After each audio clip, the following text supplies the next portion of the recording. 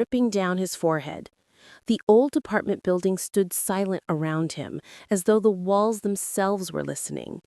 It had been a long day of moving, and all he wanted now was rest.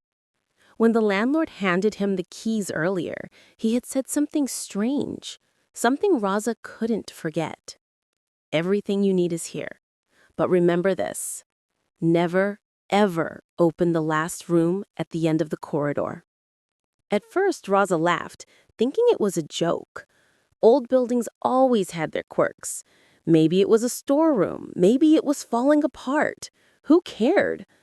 But the way the landlord's eyes had darkened, the way his voice had dropped lower, it hadn't sounded like a joke at all. The apartment itself was small but livable, a single bedroom, a narrow kitchen, and a lounge with cracked paint peeling off the walls.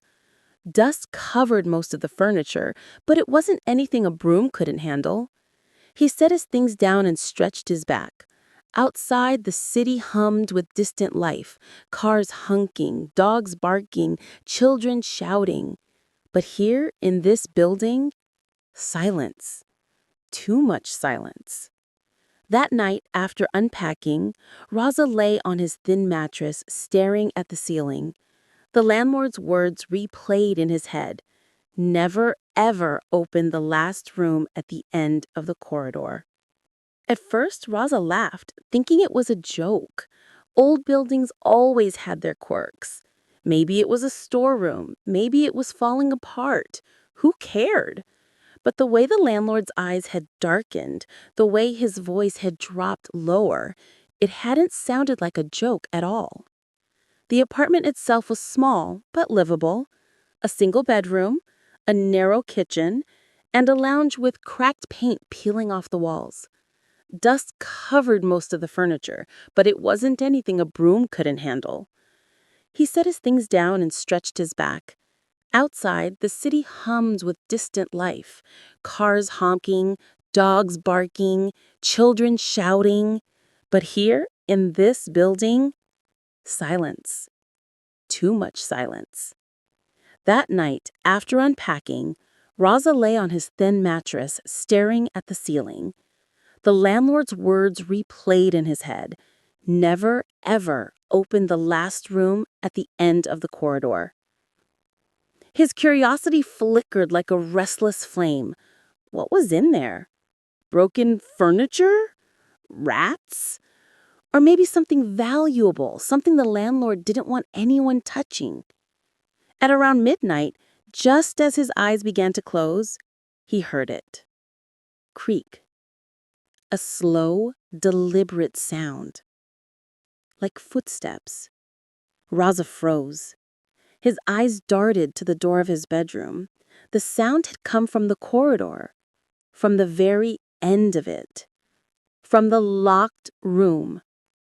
He sat up, holding his breath. The sound came again. Creak, creak, as though someone was pacing back and forth inside. Then silence. Raza rubbed his face. "It's just the old wood," he muttered. "Old buildings make sounds." But even as he said it, he didn't believe it. The following morning, sunlight poured in through the broken blinds.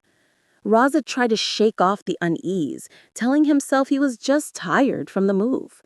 He busied himself with cleaning, sweeping years of dust off the floor, unpacking his books, and arranging the kitchen. For a few hours, it almost felt normal. But by evening, when the hallways grew darker, the silence of the building returned. He couldn't ignore it anymore.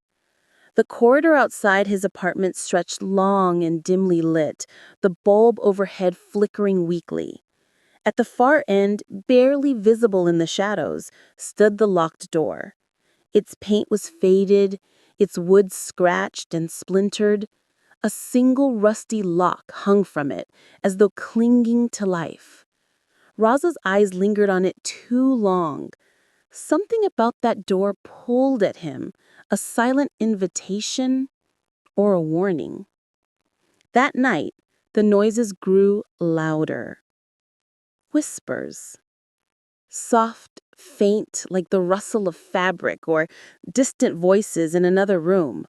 Raza pressed his pillow over his ears, but the whispers didn't stop. Sometimes they sounded like a man, sometimes like a woman, but they were always saying the same thing, his name, Raza. He bolted upright, heart pounding. He knew he hadn't imagined it. Someone had whispered his name. He tiptoed to his own door and opened it just enough to peek into the corridor.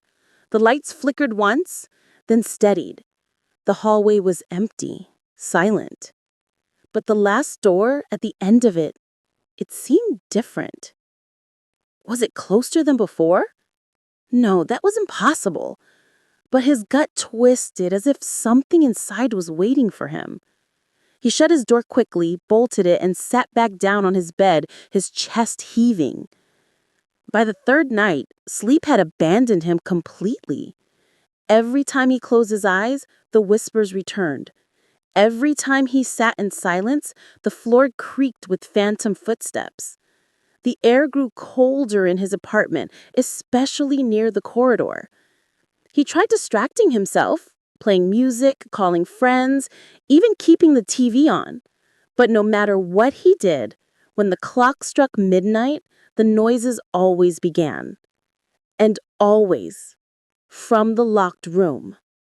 On the fourth night, something new happened. As he lay staring at the ceiling, the whispers began again, stronger this time. His name echoed softly from the hallway. Raza, Raza. But then, something else followed. A knock. 3 slow, deliberate knocks on the locked door at the end of the corridor. Talk. Talk. Talk. Raza sat up, sweat dripping down his neck. The sound of his own heartbeat thundered in his ears. He wanted to believe it was the landlord or a neighbor, but deep down, he knew. No one lived here but him. The knock stopped. Silence stretched. And then, so faint he almost didn't hear it, came the whisper again. From behind the door. Raza. He stumbled back from his bedroom door, slamming it shut and pressing his weight against it, as though that could protect him. His hands shook violently. Hours passed before sleep finally dragged him under, but even in his dreams, the door was there. Always there.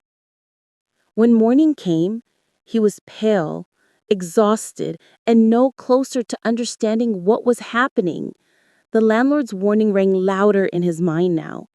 Never, ever open the last room. But curiosity was growing like poison inside him. He couldn't stop thinking about what was behind that door. By the 5th night, he was standing in the corridor barefoot, trembling, staring at the door. The whispers had been louder than ever, calling him, pulling him forward. And then it happened. A breath. He felt it, cold, damp, unnatural, seeping through the crack beneath the door. A breath that carried a faint, chilling whisper of his name. His blood turned to ice. For the first time, he whispered back, "Who's there?" Silence. Then, softly, from behind the door, "You."